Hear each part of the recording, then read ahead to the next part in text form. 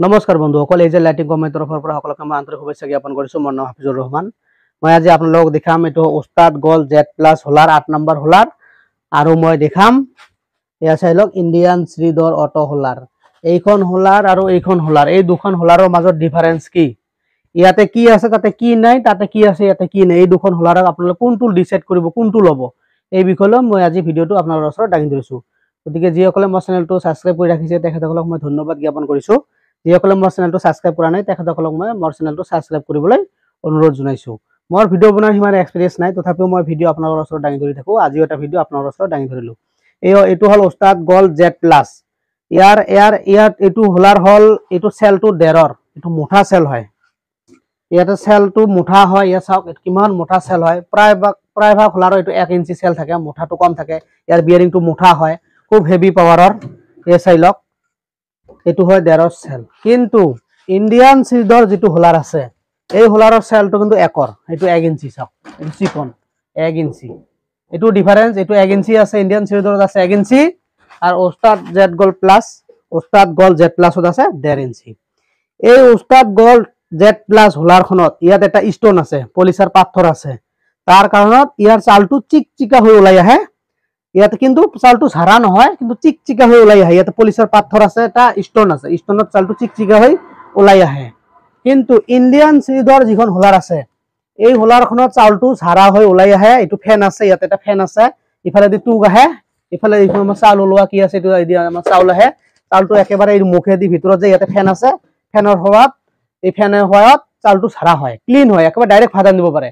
এই ক্লিন হৈ আপোনালোকে চাউলটো টুকটো ইফালেদি ওলাই, গুড়াটো পিছফালেদি ওলাই, চাউলটো ইফালেদি ওলাই। এইটো অলৰেডি ফিটিং কৰা নাই, এইটো এক ভাই ল'ব অৰ্ডাৰ দিছে, সেইকাৰণে মই ভিডিঅ'টো বনালো। ইয়াত চাউলটো ডাইৰেক্ট ভাত ৰান্ধিব পাৰিব, এইটো একেবাৰে ঝাৰা হয়।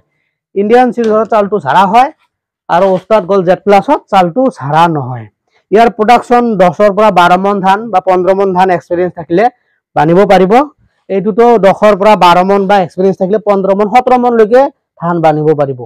এই ইণ্ডিয়ান শ্ৰীধৰ হোলাৰখন হয় লোহাৰ, এইখনৰ ওজন আছে 100 কেজি। পুৰা এই হোলাৰখনৰ ওজন আছে 100 কেজি। এইখন গোটেই লোহাৰ হয়, এইবিলাক গোটেই লোহাৰ হয়, হেভি। ইয়াৰ নেট ওজন আছে 100 কিলো। কিন্তু এই হোলাৰখন কিন্তু লোহাৰ নহয়, এইখন কিন্তু কাষ্টন হয়, কিন্তু মোটা হয়, কিন্তু কাষ্টন হয়। এইটো হয় লোহাৰ, এইটো হয় কাষ্টনৰ, বুজি পাইছে। গতিকে এই ধৰণৰ যদি হোলাৰ গিলা আপোনালোকে ডিসাইড কৰিব কোনটো ল'ব, আপোনালোকে ইণ্ডিয়ান শ্ৰীধৰ হোলাৰ ল'ব নে আপোনালোকে উস্তাদ গোল্ড Z+ ল'ব না নৰ্মেল উস্তাদ ল'ব। এগুলো আমাৰ 3টা কোৱালিটিৰে আমাৰ ডিজেল ইঞ্জিনেদি বনোৱা হয়। আমাৰ ডিজেল ইঞ্জিন 20 HP সেলফ ইঞ্জিনেদি বনোৱা হয়। আমাৰ এইখন অলৰেডি এক ভাই ল'ব, তেখেতে অৰ্ডাৰ দিছে, এইখন এক ভাই ল'ব অৰ্ডাৰ দিছে, এইখন মই বনাইছো। আমাৰ ইয়াৰ আকৌ 4 নম্বৰ হোলাৰো আছে, এইখন 4 নম্বৰ হোলাৰ হয়। এই 4 নম্বৰ হোলাৰ গিলাও লাগিলে পাব। এগুলো 10 HP মটৰ বা 10 HP আপোনাৰ ডিজেল ইঞ্জিনত চলাব পাৰিব। কিছুমান ট্ৰেক্টৰৰ সৰু সৰু পাৱাৰ টিলাৰ ইঞ্জিনত এই 4 নম্বৰ হোলাৰ গিলা চলাব পাৰিব। আৰু এখন আছে আপোনাৰ উস্তাদ গোল্ড Z+, এইখনো হয়, তাৰপিছত এইখনো 1.5 চেল হয়, মোটা হয়। এইখনো এক ভাই অৰ্ডাৰ কৰিছে, তেখেতৰ কাৰণে আমি আনিছো। এইগুলা অলৰেডি আমাৰ ফিটিং হ'ব। গতিকে এই ধৰণৰ যদি ৰাইচ মিল গিলা আপোনালোকক লাগে আপোনালোকে ল'ব পাৰিব। লগতে আমাৰ গাড়ী সহ ৰাইচ মিল পায়, যিখন ৰাইচ মিল ল'লে নেকি আপোনালোকে ঘৰে ঘৰে যাই আপোনালোকে ধান বানি দি আহিব পাৰিব। আজিকালি ধান বানা কামটো প্ৰায় মানুহ টান পায়, গতিকে আপোনালোকে যদি ঘৰে ঘৰে যাই গাড়ী সহ এখন ৰাইচ মিল লয়, আপোনালোকৰ তাতে নাম্বাৰ দিলে আপোনালোক কণ্টেক্ট কৰিব, আৰু ঘৰে ঘৰে যাই আপোনালোকে ধান বানি দি আহিব পাৰিব।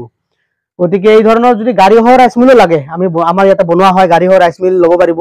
অল অসমৰ ডেলিভাৰী আপোনালোকে কৰিব, অল অসম ডেলিভাৰী দিয়া হয় আমাৰ মেচিন গিলা। আপোনালোকে আহি আপোনালোকে যদি ইচ্ছা কৰে আহিব পাৰে, বা নাহিলেও অনলাইন পেমেণ্ট যদি হয় আমি ডেলিভাৰী দিম, জাষ্ট গাড়ী ভাড়াটো এক্সট্ৰা দিব লাগিব। গতিকে মই দোকানৰ এড্ৰেছটো দিছো, অসম হয়, অসমৰ কামৰূপ ডিষ্ট্ৰিক্ট, বক সমষ্টি, বালিঝাৰ বজাৰত আহিলে নিয়াৰ মছজিদৰ কাষত মোৰ অলৰেডি দোকান আছে। আপোনালোকে মছজিদৰ কাষত দোকানত আহিলেও মোৰ দোকানৰ পৰা আহি চাই চিতি অৰ্ডাৰ কৰি যাব পাৰিব। বা অৰ্ডাৰ কৰাৰ পিছত এসপ্তাহ বা 5 দিনত আমাৰ মেচিন ডেলিভাৰী দিয়া হয়। 5 দিন বনাবলৈ টাইম দিব লাগিব আপোনালোকে। যদি আপোনালোকে বিশ্বাস নহয়, মই দোকানৰ এড্ৰেছটো দিছো, আপোনালোকে আহি চাই চিতি আপোনালোকে লৈ যাব। গতিকে মোৰ ভিডিঅ' বনোৱাৰ ইমান এক্সপিৰিয়েন্স নাই, তথাপিও আজি কেইটামান হোলাৰৰ ভিডিঅ' মই আপোনালোকৰ ওচৰত দাঙি ধৰিলো। গতিকে এই ধৰণৰ যদি ৰাইচ মিল গিলা লাগে আপোনালোকে ল'ব। গতিকে মোৰ চেনেলটো যদি ভাল লাগে অলপ লাইক কৰিব, শ্বেয়াৰ কৰিব, আৰু ছাবস্ক্ৰাইব কৰি ৰাখিব। ধন্যবাদ।